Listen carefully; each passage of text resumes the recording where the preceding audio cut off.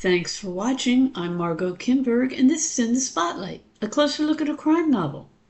The golden age of crime fiction was so influential that there are plenty of contemporary authors who emulate the golden age tropes or set their stories at that time, and they're still popular.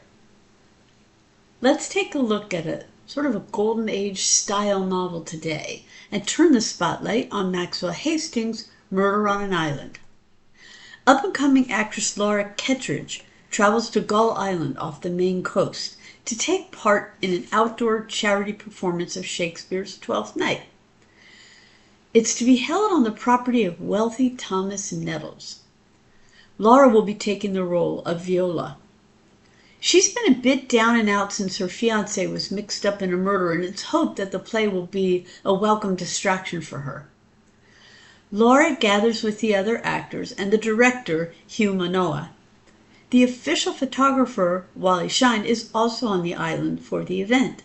It's not long before we learn about the relationships among the characters, and those will prove to impact what happens in the story. The performance goes off without any problems, and the audience leaves the island in a series of boats that have been arranged for the purpose. Some of the actors leave also right after the play. But that evening, a shot is heard. Everyone who's remained on the island gathers to find out what happened. The only person missing is Laura Kettridge, who was seen falling over a nearby cliff, presumably after having been shot. Sheriff Abel Williams and the local district attorney, Mr. Rawson, begin an investigation. Because of the island's geography, boats can only arrive and leave at certain times, so the only suspects are the people staying at Nettles' house.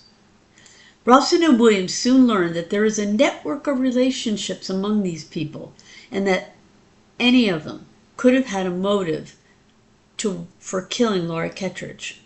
It's going to take a great deal of skill to peel back the layers of lies and suspects and secrets and so on if Rawson and Williams are going to find out who the killer is. But in the end, they learn the truth. So what are the elements in this story? What keeps it going? Well, as I say, this is an homage to the Golden Age. So the novel is set in the 1920s, and there are some elements of that era in it.